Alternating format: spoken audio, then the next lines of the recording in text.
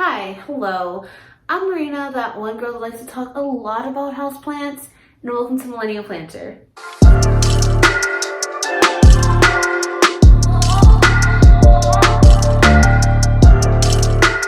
So it is officially the end of November, which is always so crazy. One more month of 2021. Wow. But that just means that we are back with another favorites video. Yay! And so basically at the end of every month, I like to share my favorite plants I have really been into the past couple months, or the past month.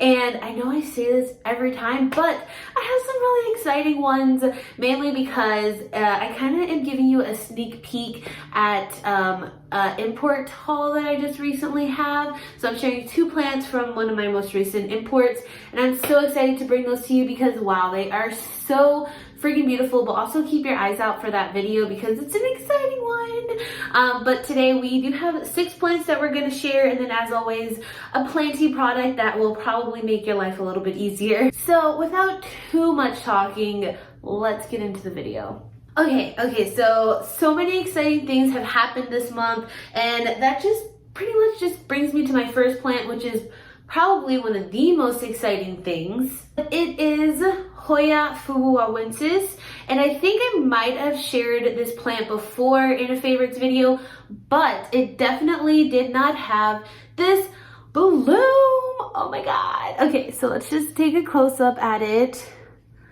Wow, isn't she so cute? Look at that. Look at that. So she has really pink, I think they're called coronas, like inside the really like middle center of the flower of the bloom. And little knowledge nugget here. This cluster of flowers, how it's just kind of like dangling down, is called an umbo. So this is my Hoya Fu. She's super splashy, really pretty. Not the fastest growing Hoya, but so pretty. I actually, I think I purchased one earlier this year, and then in the summer I did a trade. Piece that I traded for had the little peduncle, and I did not think it was going to do anything because as you can see, the end of the tendril here is dried out. So I thought the peduncle was kind of going to dry out too, but lo and behold, it is in full bloom, and she's so cute. And she still doesn't have much of a scent to her, which is weird. This is my only Hoya so far that's bloomed that doesn't have a scent. If you don't know, Hoya blooms each have pretty distinct scents, and they are very floral. Some are very sweet, some are very kind of stinky, some are kind of like chocolate. So I don't know what this bloom is about, but she doesn't have a scent yet. I don't think she's gonna have one because they're kind of at their end of their life. I don't think they're gonna last much longer. But it was so cute to see, so fun to document. I am getting any chance I can to document my blooms on Instagram so that I can always remember them. But yeah, here we go, Hoya Fu, super cute. Now to switch it over to a philodendron, which is one of the imports I have. I'm so excited because this plant was on my wish list for a while, I'm not even gonna lie, and it was just one of those wishlist plants that you kind of just put on the back burner because you don't want to spend the money. And when I do a lot of trades, I just don't have people offering this plant, so I just felt like it was very unattainable at the moment. But it is the Philodendron Ediba Po. Look at that. Oh, she's so pretty. You see that new leaf there, that new fruit roll-up she has, and those maroon backs. Oh, that gets me every time. She is so pretty, and she's massive, as you can see. So I got this plant on Wednesday. So I got her 3 days ago, so I still have her soaking in water. If you want to see my imports, like care tips that I have, I will have the video linked up above. But super exciting. I absolutely love this plant. It's so massive. I had to put it in a whole like flower vase to support the root system. That's just massive. So I am just so over the moon to have this plant in my collection, and I can't wait to watch it grow one day. And now it kind of it kind of fulfills that need for wanting a Billy Etier, a Philodendron Billy, because they are pretty much exactly the same, just minus the orange petioles that the Billy Etier has. But this one has those beautiful maroon backs, so super beautiful. And how can you not love this shape? Oh, I can't wait to see her mature, and I can't wait to see her grow, and I can't wait to share updates with y'all. But yeah, there we go. Philodendron Ediba Po. Plant number 3 for my favorites of November, we're gonna switch it over to Hoya, and it is Hoya Svetlana. I actually wasn't sure if I have shared this one in favorites. I don't think I have.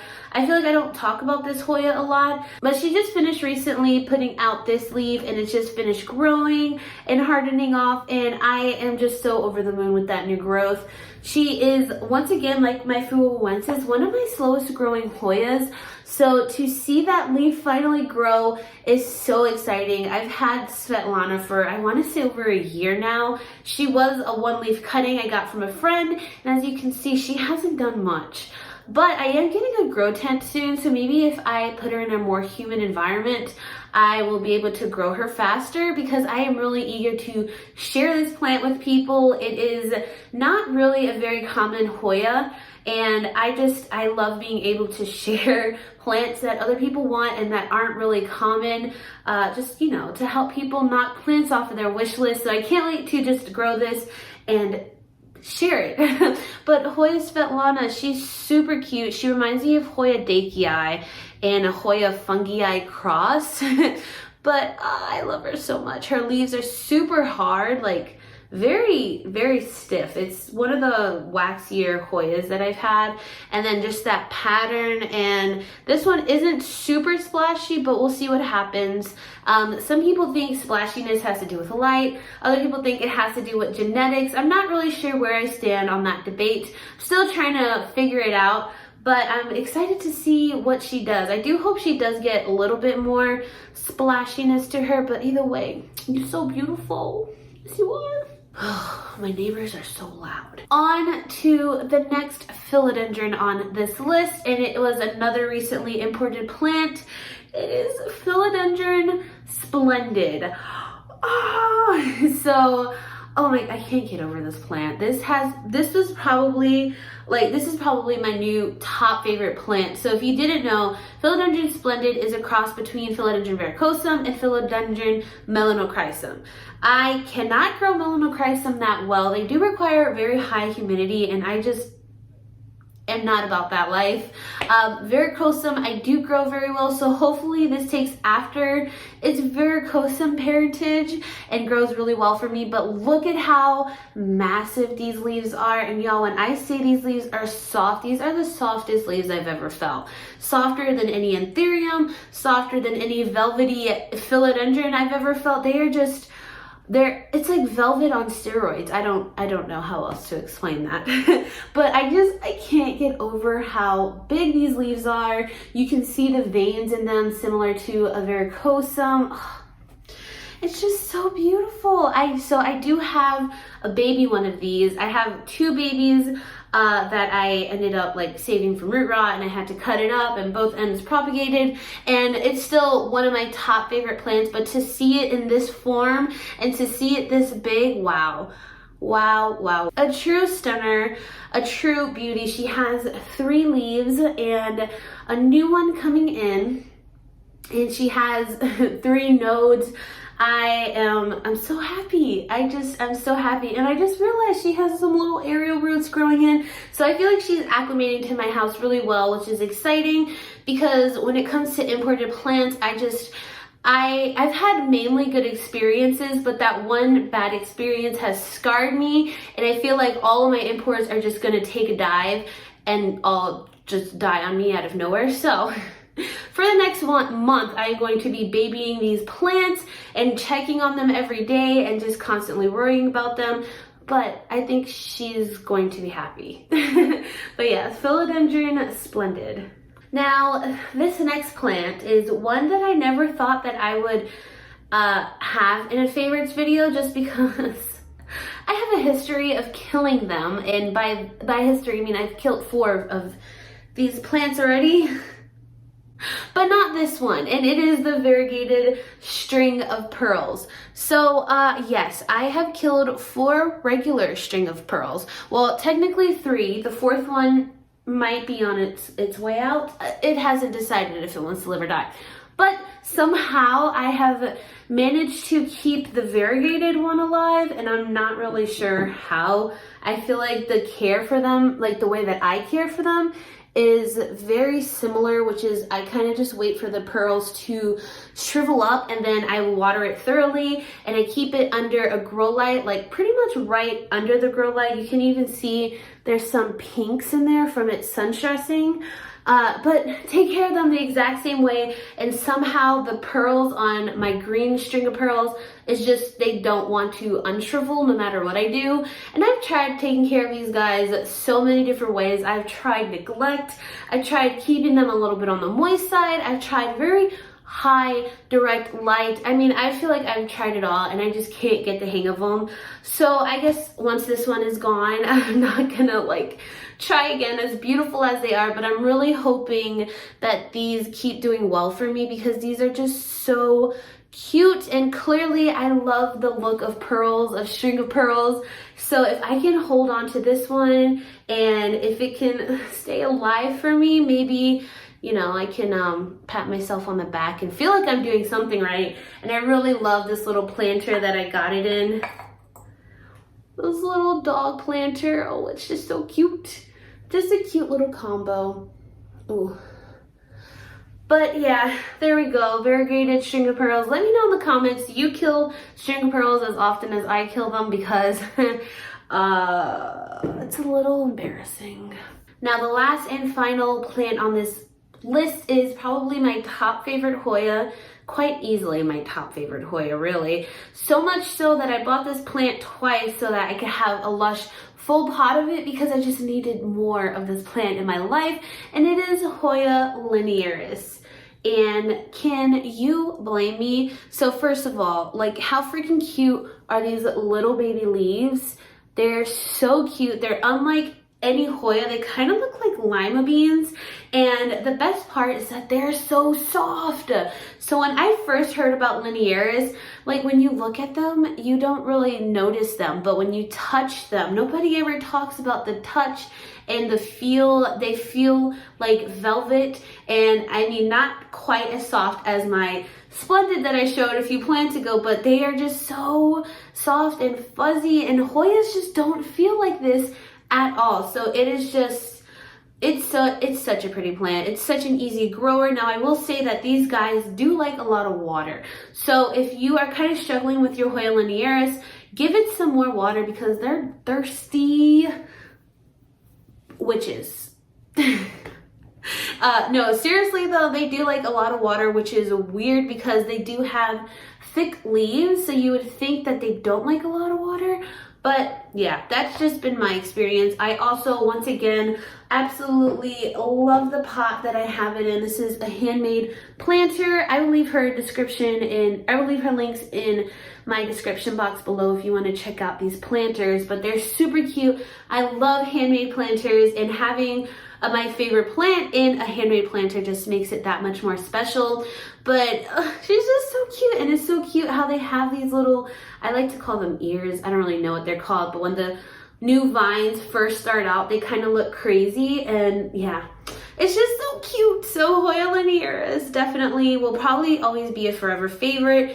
Definitely a forever favorite of my Hoyas, and I cannot wait until the day that I get a bloom.